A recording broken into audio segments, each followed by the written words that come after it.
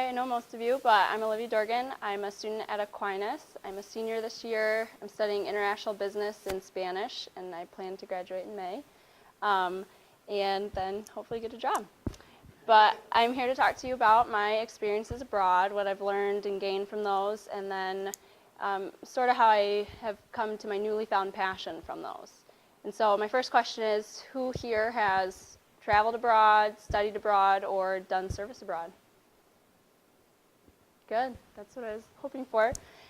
So throughout my talk, I just want you to think about those experiences that you had and sort of how you found the cultures to be different wherever you traveled, and then any challenges that you faced when you were there.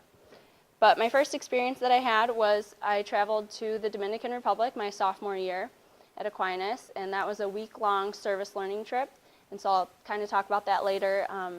But then I went to Costa Rica for 4 months my junior year and studied abroad there. So when I was there, I stayed with a host mom. She was about 75 years old, and she cooked me 3 meals a day, and we had 11 students from Aquinas go for 4 months, and it was different because we didn't go to a university. We had professors contracted in, and so it was less than a 5-minute walk to our class building, and they were very small classes. It was just the Aquinas group, and we took everything from tropical ecology to Latin American dance. We did tango, we did cumbia. I won't give you any examples, but it was just, I don't know, it was just a wide array of things. We did a reforestation project up in the mountains, and it was different because we had our director. He was kind of there for us every step of the way. His name's Jorge Acevedo, and he's a former opera singer. He sang in Paris. He has written numerous books and articles on the indigenous cultures in Costa Rica, so he was just an amazing person to have at our disposal. He planned every weekend excursion for us. We went water rafting, horseback riding, mountain climbing, and we went and visited one of the indigenous cultures that he had studied for many years.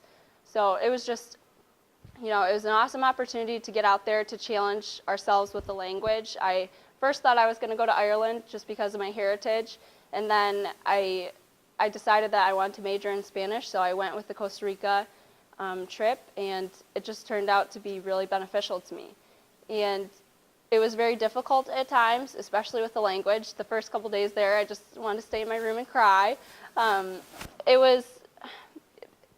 It was hard because there wasn't the communication aspect that there is here. You couldn't just text someone or email or get on Facebook or anything like that. So that was really difficult at first, and then it turned out to be just an asset.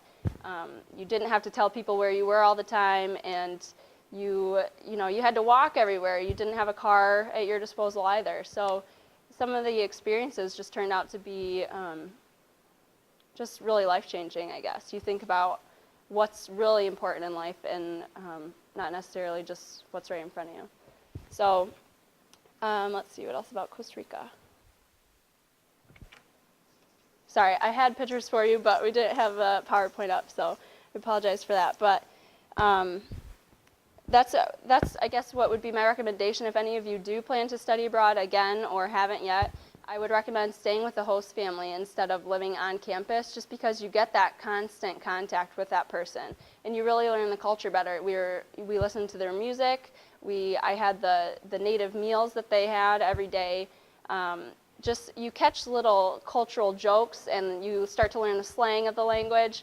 One thing that I thought was interesting that I wouldn't have learned otherwise was that the women there are supposed to wear shoes in the house at all times because they have this idea that the cold floor somehow affects fertility. So it's just, just little things like that you wouldn't think of, but I learned that. So the next part is Dominican Republic, and I've been there twice now. I just recently got back about less than 2 weeks ago. I went for a second trip, and I actually led that group. And Aquinas works with an organization there called FUMSIL, and it stands for the Marian Foundation of St. Isidore the Laborer. It was founded in 1996 by a man named Angel Valdez. He's a doctor there. He is a Dominican man, and he partnered with a nun from the States, and they have been doing mobile medical clinics in the Dominican as well as many other projects. They've built buildings there, and they've done nutrition clinics and that sort of thing. So they've done that together. And Aquinas sends a group every semester, and we're there for a week. And the majority of what we do are the medical clinics, but this past trip was a lot different because normally in the clinics, the children that we find that are severely malnourished, we were able to take them back to a nutrition clinic ran by the Sisters of Charity. However, that has since closed. And now they are taking the children back to the volunteer house. So this past week, we spent the week taking care of 7 screaming kids in a very small house, very confined place. But it was just an incredible experience, and it was a lot different than my first one just because of the role I played, the leadership role I played, the different group members that we had, and the being able to bring the kids back and having to take care of them yourself and not just going back and enjoying the night by yourselves for the rest of the night. And so the medical clinics that we do, there are 2 stations when you go there, and there's a consultation station with the doctor and then the nutrition station.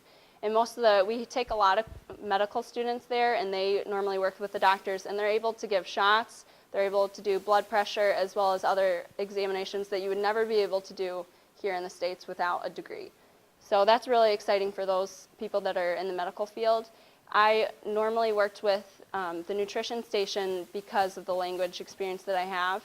And so what we do is we take the age of the child, their weight and their height, and we have a graph that tells us their level of malnourishment. And so depending on how severe they are, we give them vitamins, and we give them beans and rice to take home.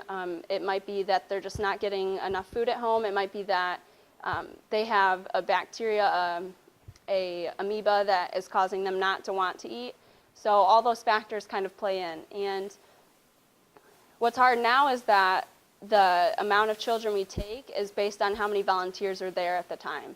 So if we had 11 volunteers and we could only take in 7 children because it's just the resources are so scarce.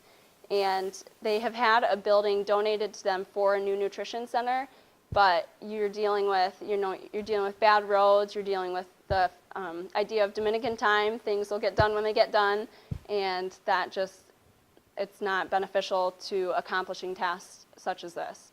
And so I'm very passionate about this organization because I've seen the benefits, the short term and the long term, and I've kept up with them throughout the years that I've been there. And so I hope in my future that I can work with them. They currently have a volunteer coordinator who has yet to be paid.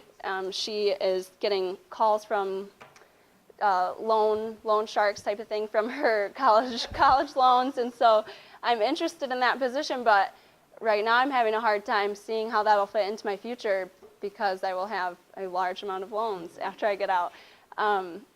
So my goal right now is sort of to help them in their business plan, to be able to bring in that money that can be used to pay her as well as myself, hopefully in the future, for that position.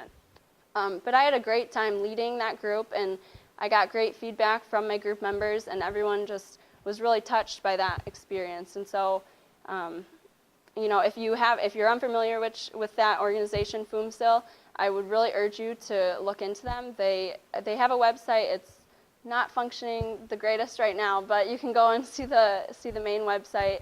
And then if you have any questions about it, please ask me. I am a big advocate for that foundation. And they partner with Building Bridges of Hope, which is actually based here in the U.S., and that's how they get the majority of their funding. So you can also look into them. But I guess my recommendations would just be to travel as much as you can throughout your life, and that's what my goal is. And it doesn't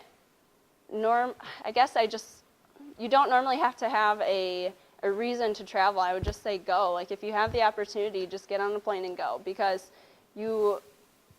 there's so much you can learn from a different culture, and it doesn't have to be monumental things. It can just be how people view the importance of time and conversation and relationships, and that's really what I've learned from being in the Dominican Republic and Costa Rica. And so to bring that back with you is very helpful as well, because people here sometimes need a reminder of what's important.